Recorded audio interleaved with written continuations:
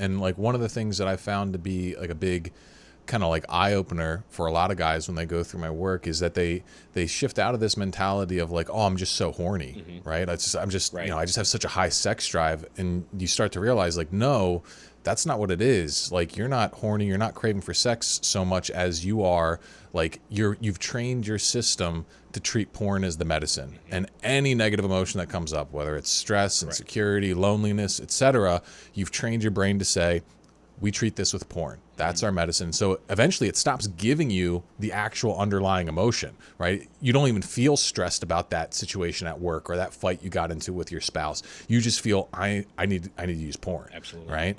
And so what was that like for you to come to that realization? Like to see That this deeper stuff? was changing for me. I mean, that's what made all the difference, right? Because first of all, it took the shame out of it, right? So shame drives shame, right? And so you get into this vicious cycle where you have all this emotional pain and all these things you don't know how to deal with. So you go to porn to deal with it. Then you feel shame for going to porn, and then all those emotions build up, and those fears and anxieties build up from the shame and drives you to go back. So it's just this vicious cycle, right? And so understanding what was happening on the emotional level, on the biological level, on those sort of things, took that shame out of it, right? To where no, I'm not just this pervert that can't control himself. I'm not just this asshole who cheats on his wife. It doesn't excuse any of those things that I did. It doesn't take away the responsibility for my own actions and my own sins. And I don't want anybody to get the wrong impression that I'm justifying anything here, but it helps understand them. And understanding our sin doesn't excuse our sin. Of course. But if we want to... But it shifts things from a defeating the sin Correct. mentality to a healing the pain driving the issue. Yeah, the thing is you just need to try harder. And then when you fail, you're like, well, I'm just not trying hard enough. I'll never be good enough, which just drives that shame and drives you further into it, right?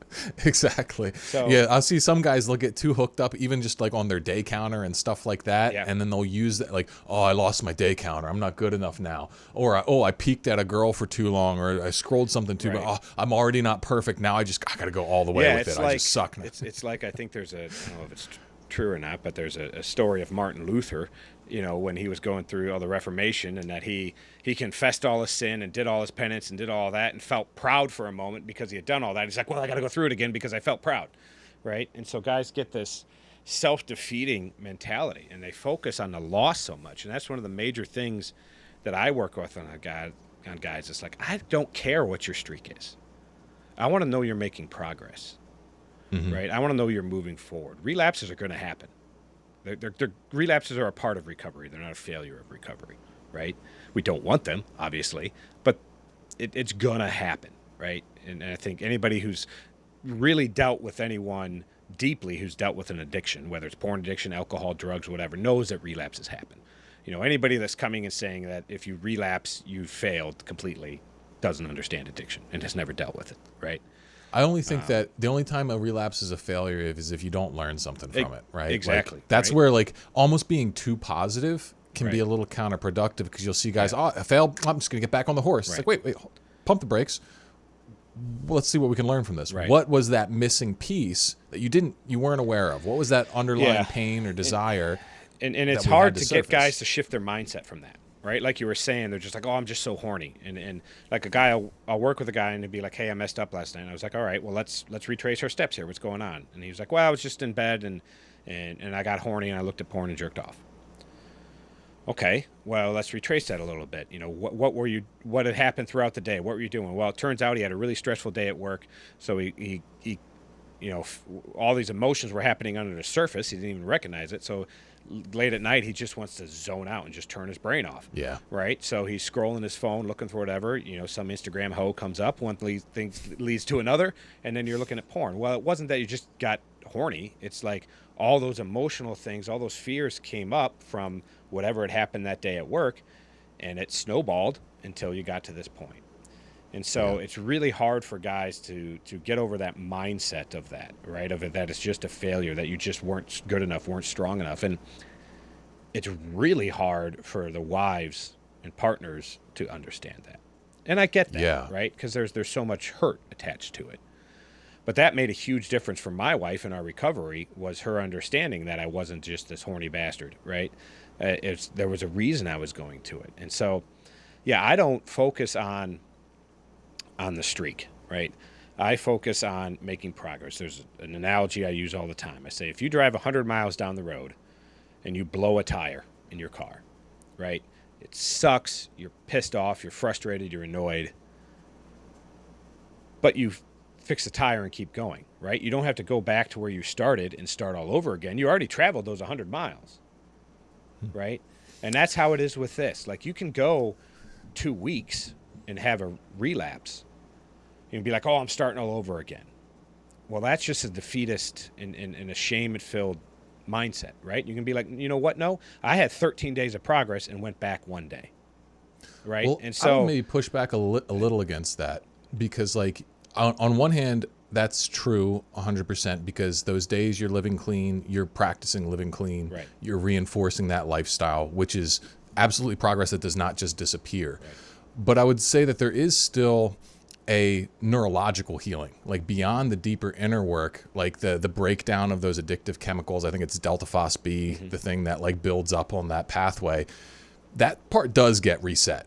So it's like, Right. I think there needs to be some, like, it's kind of like in the middle. It's like, you don't lose it all, you lose something. So there is a cost here. We do Right. want to build this streak, but we can't get too focused on that. We just got to know, all right, well, you're probably gonna be a little more triggered the next few days. yeah, exactly. And that often happens. That's how you end up with this binge and purge cycle that a lot of guys Right. kind of go into. But where I come from with that is focusing on, hey, we want to shift our mindset from how many times we failed versus to how many times we're winning the battle, right? Yeah.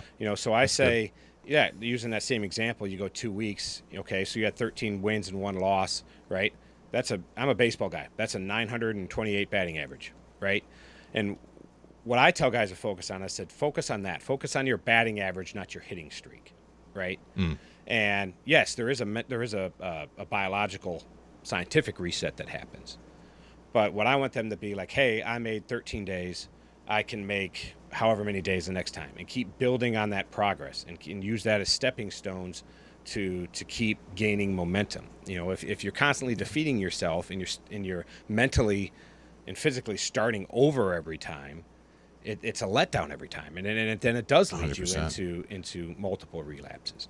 But Yeah. if you're That's why I feel like if there you should be learn almost from like- it and keep using that to build your momentum moving forward, and that just shifts that mindset out of that shame and into the progress. Yeah. And, I come from like the coaching world where metrics and stuff are really harped on. And, when I first got onto the scene, it was like the NoFap subreddit, and it was Yeah. all about your day counter, your streak. And I think there's value to that. It can give you focus, and there's a sense of accomplishment when you complete a 90-day reboot or whatever. Right. But I think a measurement that's not talked about enough in this is like frequency over a period of time. Like, if I have a guy and he's using porn, multiple times a day, and at the end of a month he's using it like he's doing that, like that's what he's been doing multiple times Right. a day, and after working with me for a little while he's using it a few times a month, okay, he's Oh, still yeah. not having any Yeah. crazy streak, but that's a massive Right. massive amount of progress, and that's Right. got to be acknowledged, because for some people it's going to be incredibly difficult to jump from regular usage to zero.